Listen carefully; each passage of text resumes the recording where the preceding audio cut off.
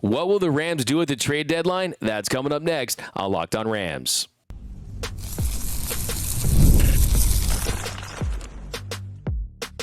You are Locked On Rams, your daily Los Angeles Rams podcast. Part of the Locked On Podcast Network, your team every day.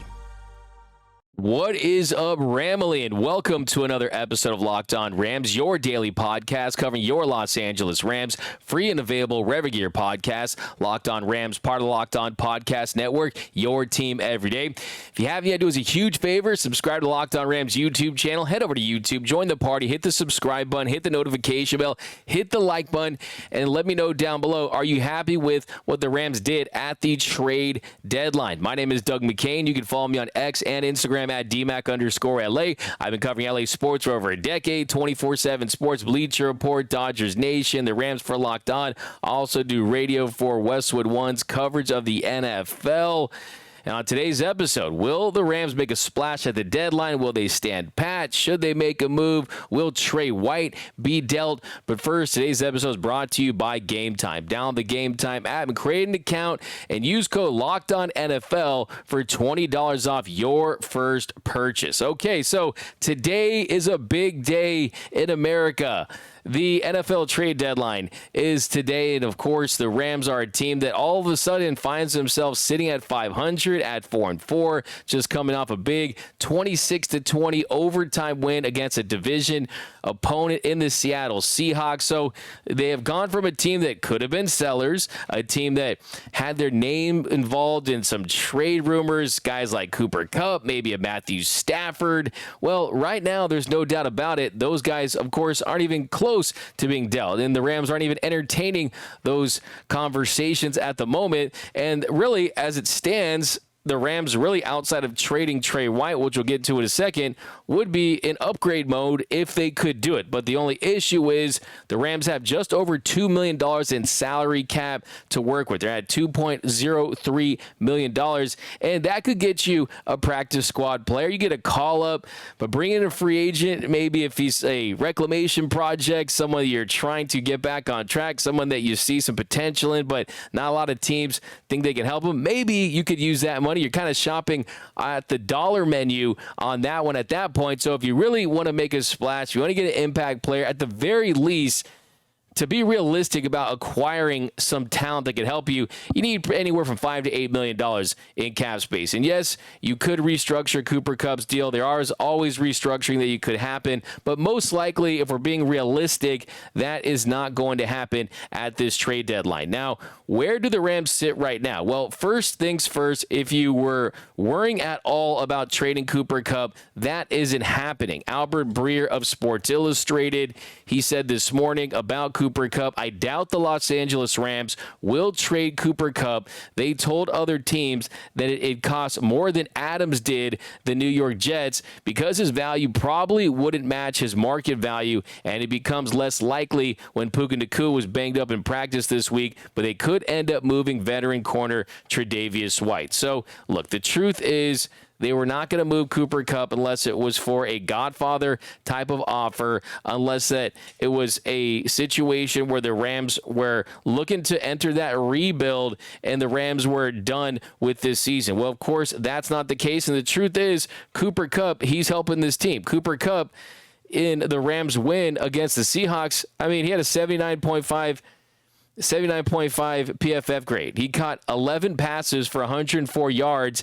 He picked up 4 first downs, and he forced 2 missed tackles. Cooper Kupp is still a really good receiver. Cooper Kupp is, in a lot of ways, the heart and soul of this Los Angeles Rams team, because we know the impact he has as a leader. We know the impact he's already had on Puka Nacua, and you're not going to trade Cooper Kupp. So really, not just going to spend a lot of time on that conversation, but I do think it's, at the very least, something we're talking about just because it is reflective of where the Rams are at in their season. And it's a feel-good story, the fact that we're not even having that discussion at this point, an in-depth discussion at the very least about trading Cooper Kupp. Now, who could they trade? Well, it really comes down to Trey White. Tre'Davious White, he is the name to look for.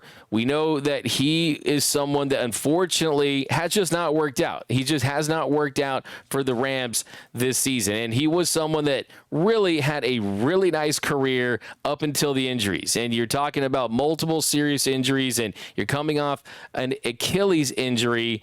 And the question was, could he find a way? Could he find a way to have success? Could he be someone that really stepped up and found his way in his career? But unfortunately, that wasn't the case. And he signed a one-year deal with the Rams. It was up to $10 million with some incentives, but he's not going to see that. And the Rams could move him. The big question is, will there be a team out there willing to roll the dice on him? Is there a team out there that wants to see if they can get him in their building and he can turn things around? Well, Les Snead, he talked to reporters yesterday, and he told us when it was coming to Trey White that, quote, nothing is imminent.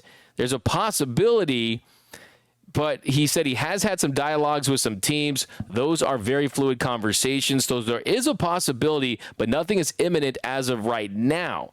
He said Trey is a guy that could be traded, but it doesn't feel like there's something imminent. But we do know those conversations. Now, Sean McVay also spoke on it, and he said there hasn't been anything that we've really talked about. Trey is a guy that I know there has been some dialogue between Les, Kevin, and his agent, so we'll see if anything ends up coming to fruition. So if the Rams do trade him, they're not going to get a lot with him, right? They're not going to get a lot in return. You're going to probably get a late round pick. You're probably going to get a swap, a future 7th round pick. You're going to get a bag of half-empty eaten Doritos in a better parking space, right? A bag of footballs. You're not going to get a ton for Trey White. But look, the truth is, the Rams, they don't have any leverage in this situation because, one, he hasn't performed well. He hasn't been playing. He's been a healthy scratch for weeks now. He has played exactly 0 snaps in the Rams' last 4 games. So if they do trade him, it's almost doing him a solid to find a situation where he can have more success, or at least have the opportunity to play, because we know at this point the Rams aren't going with Trey White. He was struggling when he was in there. When Darius Williams returned, you saw improvement from the secondary. Now, the truth is, I mean, you saw Lattimore get traded to the Commanders. The Rams could use help at the cornerback position. You do have depth. You have Darius Williams. You have Kobe Durant, Ahkello Witherspoon, Josh Wallace, and Charles Woods are rookies. But, I mean, you saw the game against the Seahawks, and Jackson Smith and Jigba was absolutely torching them at times. So, yeah, it was a bad call on Ahkello Witherspoon. He didn't deserve that PI call. We'll say that. That was a bad call. But still, the secondary, the cornerback spot has been an area of weakness at certain times. I mean, Kobe Durant has best game as a pro a couple weeks ago, and Darius Williams has provided a lot of stability. But I don't think you're going to see them make a big splash on that one. The likeliest trade candidate is Tre'Davious White, because all the reasons that we've stated, and the fact that the team is just open about the fact that there has been some dialogue, but he's been on the bench. He's been a healthy scratch. Will they trade him? We'll wait and see. Now, could the Rams trade other players? Maybe a receiver, maybe a safety? Could they trade for a linebacker? We're going to talk about that next on Locked On Rams.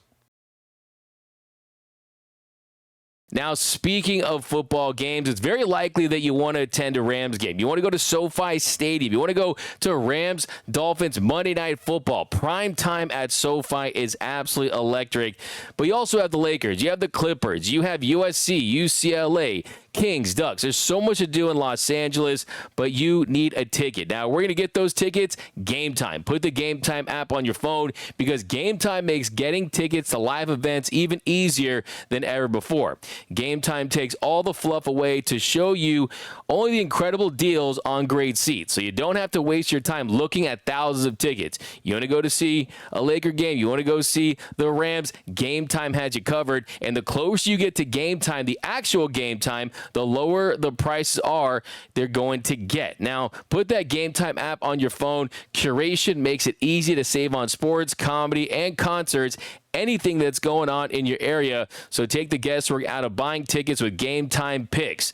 Download the Game Time app, create an account, use code LOCKEDONNFL for $20 off your first purchase. Again, create an account, terms apply, redeem the code LOCKEDONNFL for $20 off. Download the Game Time app today. What time is it? Game time. All right, let's talk about FanDuel NFL fans. Now, you could start this season with a big return on FanDuel, of course, America's #1 sportsbook. If you get a hunch in the middle of the game and you think now may not be a bad time to get in there and check out all the latest stats, you can view live play-by-play. And, of course, there's so much more on the same page where you're placing your bets. So we're going to get you started at FanDuel with $200 in bonus bets. That's guaranteed when you play your first $5 bet. Let me say that again, $200 in bonus bets guaranteed when you place your first $5 bet. Okay, so next week, Rams Monday Night Football against the Dolphins. Let's see where the Rams are at.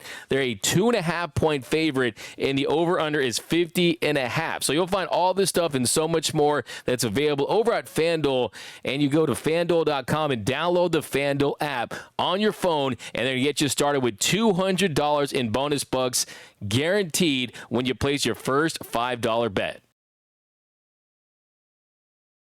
And we are off and running here on Locked On Rams. Thank you for making Locked On Rams your first listen every single weekday. Free and available wherever you get your podcast. Locked On Rams, part of Locked On Podcast Network, your team every day. We're also available over on YouTube. So if you have any idea, it's a huge favor. Hit the subscribe button, hit the notification bell, hit the like button. Also want to send a special shout out to those everyday listeners out there watching and listening to every single episode of Locked On Rams. Cannot thank you enough. We have a trade deadline special right now. You can join that Everyday Listeners Club too. Just watch and listen to every single episode of Locked On Rams. I cannot thank you enough. Now, here in our second segment, we're going to dive back into the trade deadline. Who are some other trade candidates for the Rams? Tre'Davious White, he's the most likely one.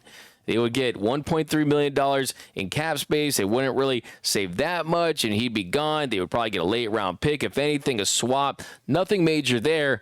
Tutu Atwell, though, is an interesting one. I've got a lot of questions about Tutu Atwell. Will the Rams trade Tutu Atwell?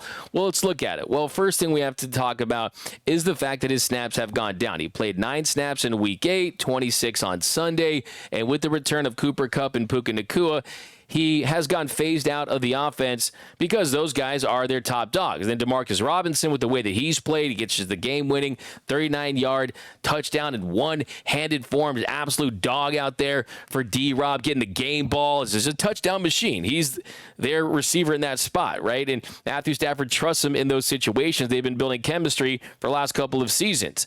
Now, having said that, yes, the Rams do have their top 3. There's no doubt about that. It's Puka, it's Cooper, it's Demarcus Robinson, whatever order you want to put them in. We know the top 2. We know Demarcus Robinson, though, has flashes where he can shine as a 2 or 1-2 during certain spots, right?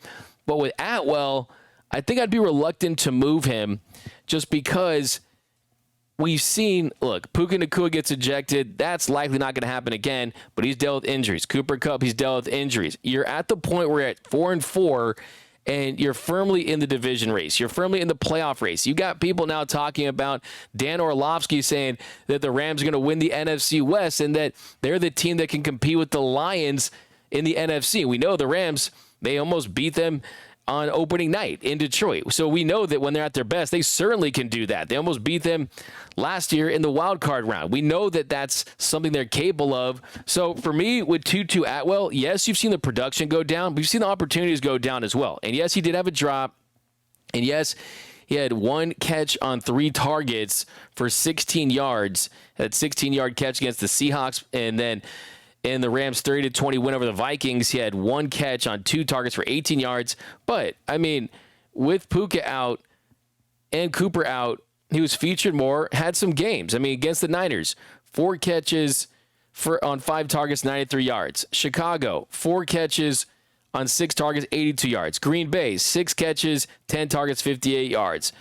Raiders, 6 catches, 9 targets, for 51 yards. Has not caught a touchdown this season, but he's someone that brings an element, a dynamic to this Rams offense that they don't typically get from their receivers. And that's a fast, speedster, dynamic receiver that can really stretch the field. And I just think that when you look at the return you're going to get for him, because you're not selling him on a high, right? You're not selling him when he's at his best.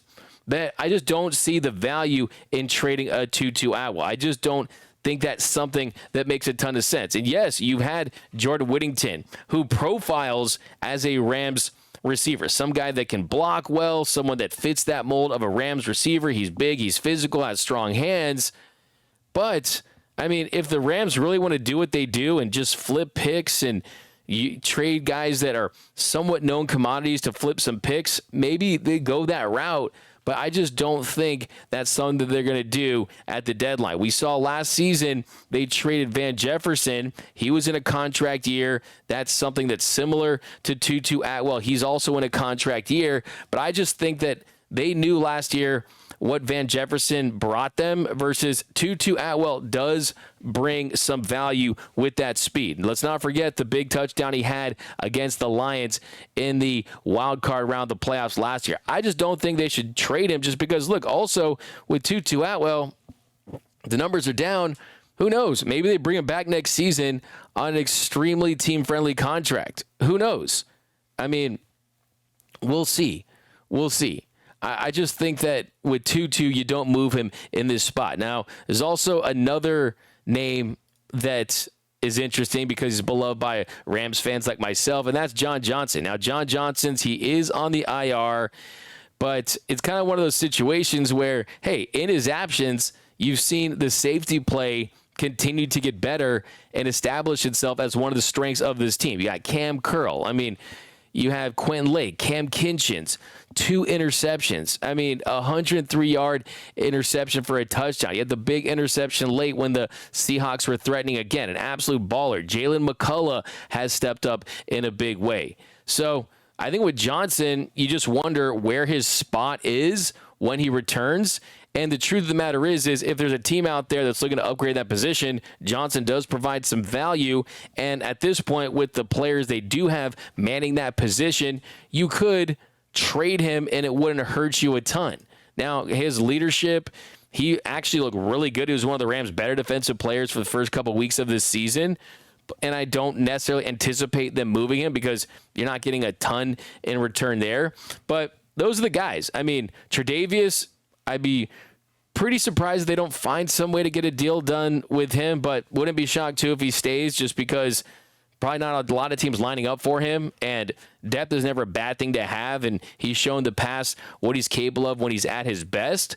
But Tutu, I'm not trading Tutu, man. Yes, I'm a Tutu truther. He's too fast, too furious, right? I mean, when he gets his opportunity, more often than not, he's going to make plays. And it's a situation where the Rams have their guys. They have their philosophies. They're going to go to those guys. The last thing I want is the Rams to continue to win games.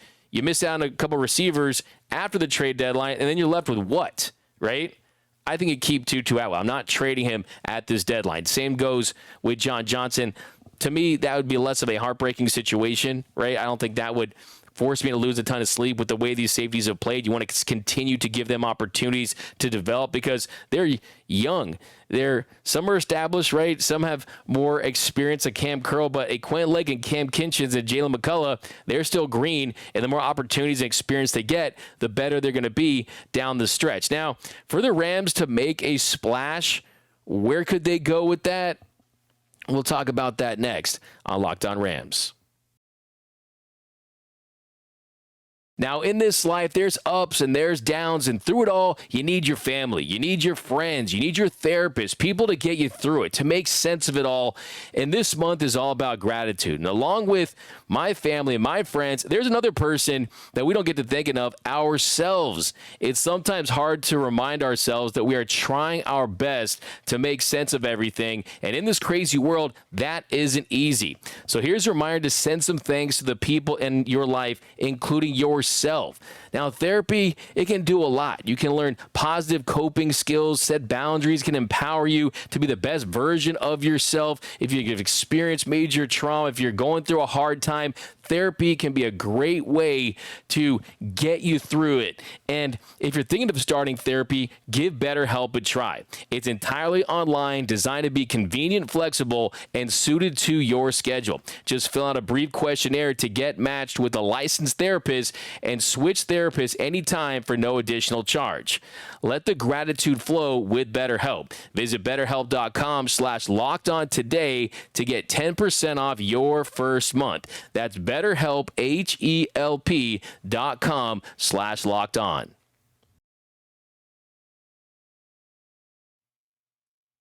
And welcome back to Locked On Rams. Thank you for making Locked On Rams your first listen every single weekday. Free and available wherever your podcast. Locked On Rams, part of Locked On Podcast Network, your team every day. Okay, so we're still waiting. The trade deadline is almost here. Now, will the Rams make a move? Look, I think the truth of the matter is, you look at the cap space, you look where they're at. They're not going to give up any high draft capital to acquire anyone. It just doesn't feel like at the moment, based on what I'm hearing, based on what I've seen, that they're going to go out there and make a big splash. Yes, it would be nice to get some upgrades on the defensive side of the football. Guys like Zadarius Smith of the Browns, he got traded to the Lions. That's an all-in move. You got Emmanuel Forbes from the Commanders. You got Jonathan Jones from the Patriots from the cornerback spot. That most likely isn't going to happen. Now, Devin Lloyd from the Jaguars, I mean, he's someone that could certainly help this team, especially when you consider the fact he's still on a rookie deal. So it's not going to cost you that much, not going to hurt you that much in the pocket. When you look at where the Rams are at, they're still in, let's try to win with this group while developing this young talent. And you look at certain positions where they could benefit. Look at the edge rusher spot. Jared Verse, Byron Young, Michael Hoyt. Jared Verse, one of the better edge rushers already as a rookie. Byron Young in his second year. Michael Hoyt has his moments, still somewhat playing out of position. Those are young.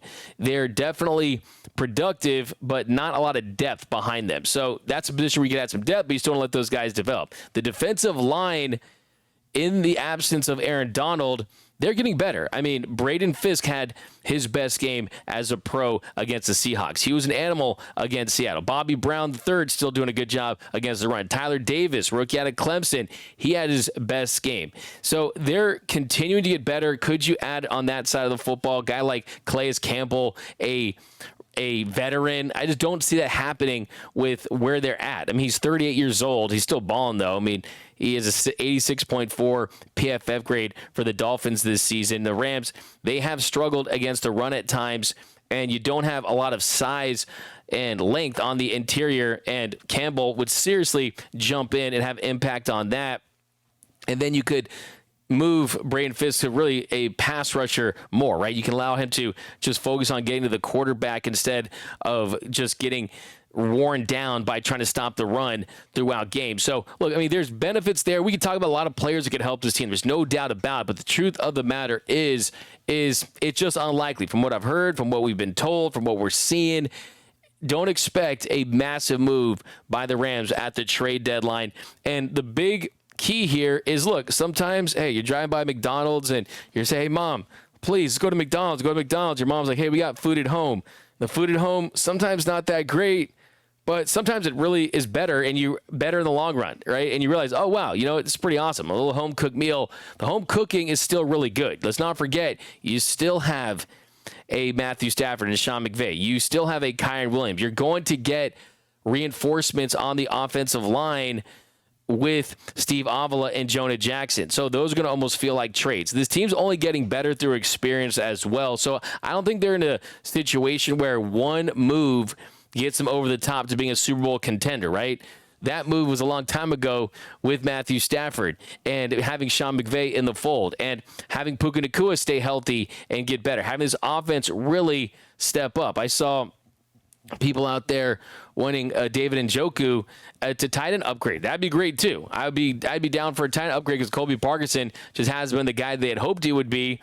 But it just, look, we could talk all day about these dream scenarios, but I like to keep 100 with you guys. Doesn't feel like a lot's going to happen. The best thing that can happen is that you continue to get these young guys experience and confidence, and you continue to win the games on your schedule that are very winnable all of a sudden. You go against a Dolphins team that is underperformed this season at home in Monday Night Football with a chance to get over 500. So I'd much rather be where the Rams are at, where you know you have a Super Bowl winning quarterback that can still ball out and get you to the mountaintop, than try to not have that, but have the pieces around it, right? So they still have the foundation that can certainly contend for the division and make some noise in the playoffs. So really nothing out there that blows my mind as far as acquisitions that can take his team over the top. But still, let's see if they move Trey White. Let's see if they do make any moves. And we'll be here to talk about it here on Locked On Rams. But that's going to do it for this episode. My name is Doug McCain. You can follow me on X and Instagram